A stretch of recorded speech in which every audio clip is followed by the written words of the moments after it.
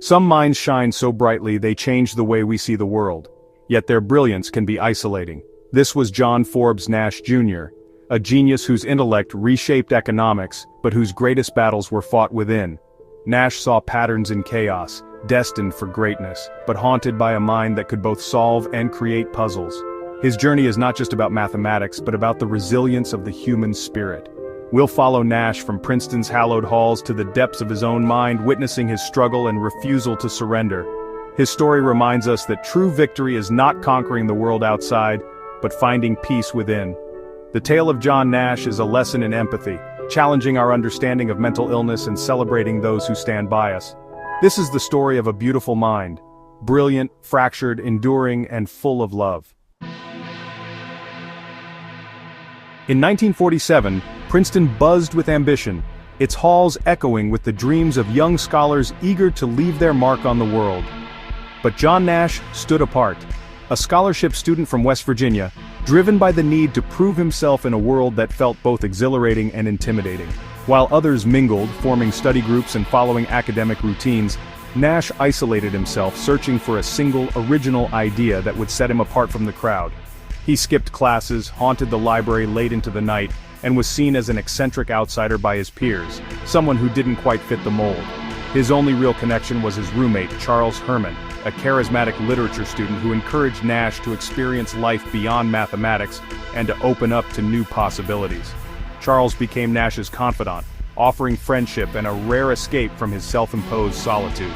Their late-night conversations brought laughter and warmth to Nash's otherwise lonely existence, yet Nash's focus remained on his work, feeling the pressure as classmates found success, won awards, and celebrated achievements he felt were just out of reach.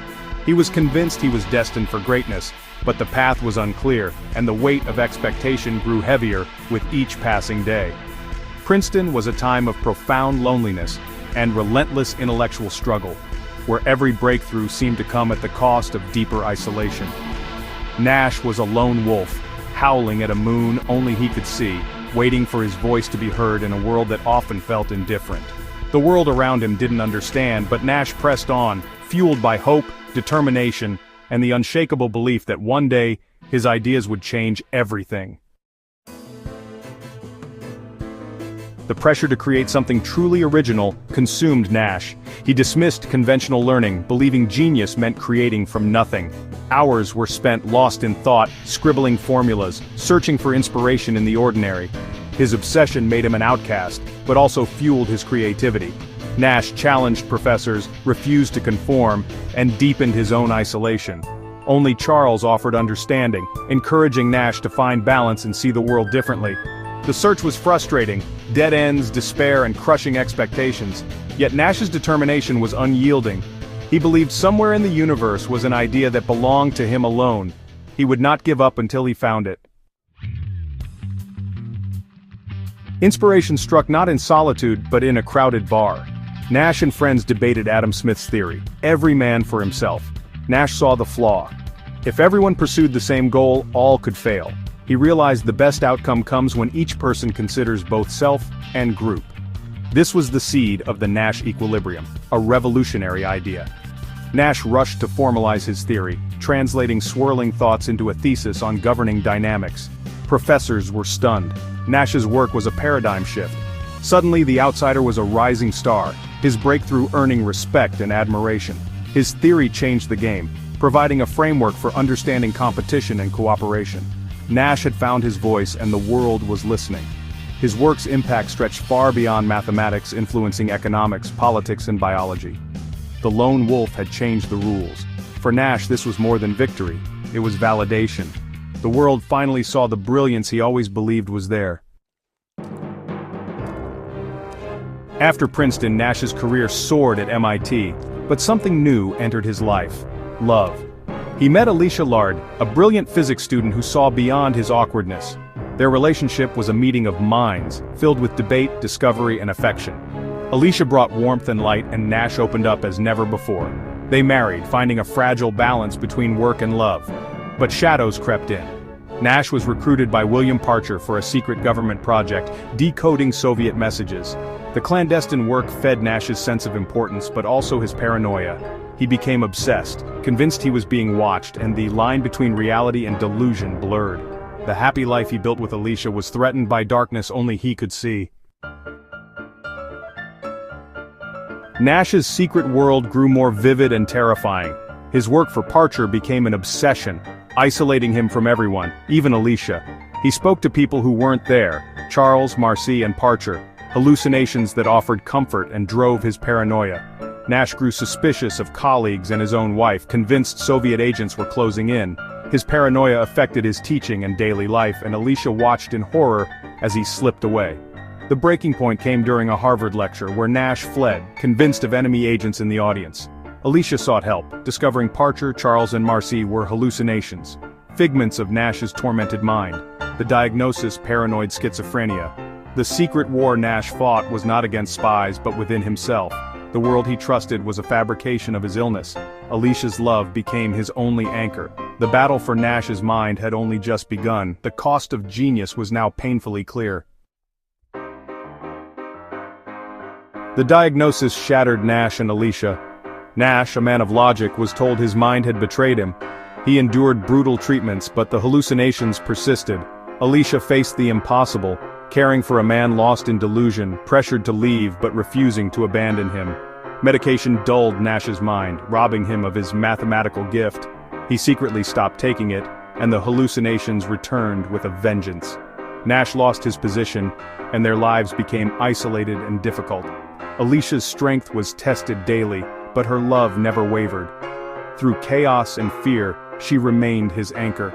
In the darkest times, love was the only thing keeping Nash from being lost completely. After years of struggle, Nash made a profound choice. He would not fight his hallucinations, but instead learn to live alongside them. This decision was not made lightly. It came after countless battles with his own mind, moments of despair, and the realization that resistance only made the vision stronger. Rather than waging war against the phantoms that haunted him, Nash decided to accept their presence, to acknowledge them without letting them control his life. Using his remarkable intellect, he trained himself to ignore the ghosts, Charles, Marcy, and Parcher, recognizing them as delusions, not reality. It was a daily exercise in self-awareness, a mental discipline that required constant vigilance. He learned to distinguish between the world as it was and the world his mind created, a skill that demanded both courage and humility. It took immense discipline, but Nash focused on reality and the people truly there, especially Alicia.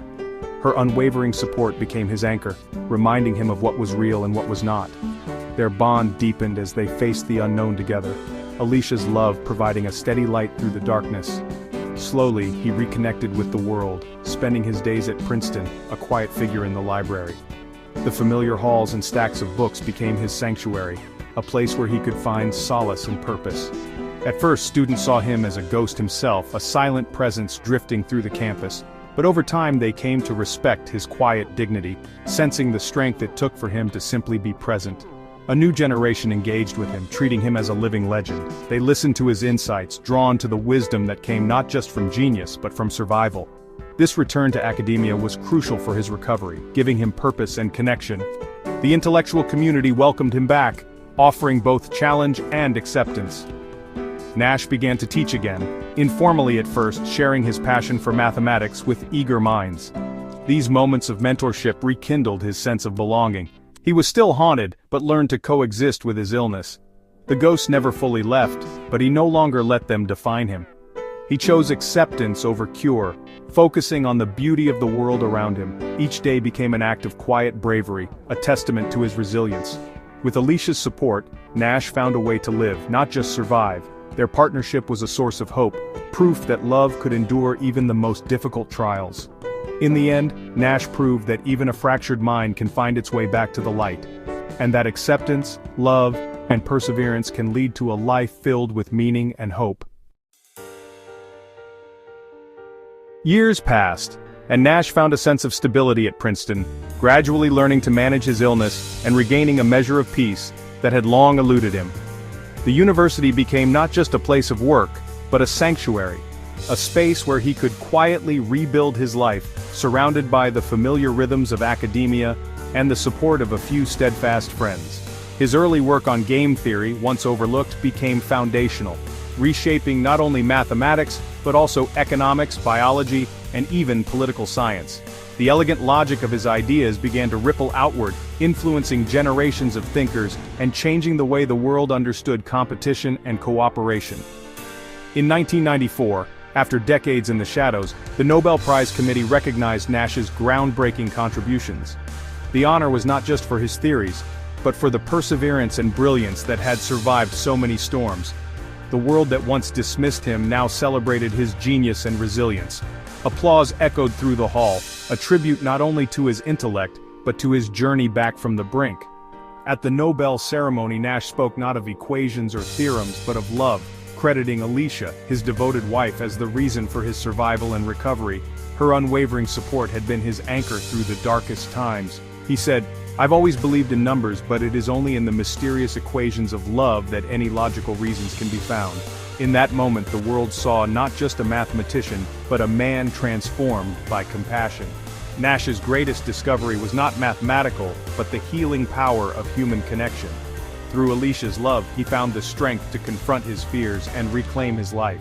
His story is one of hope, a reminder that while the mind can be fragile, the human spirit, when fortified by love and understanding, is remarkably resilient. Even in the face of overwhelming odds, there is always a path forward. True greatness is not measured solely by intellectual achievement, but by the courage to face our inner demons and the humility to accept help from others. Nash's life is a testament to the enduring power of acceptance, perseverance, and above all, love. His journey reminds us that we are never truly alone in our struggles. His was truly a beautiful mind, not just for its genius, but for its strength to find light in darkness, and to inspire others to do the same.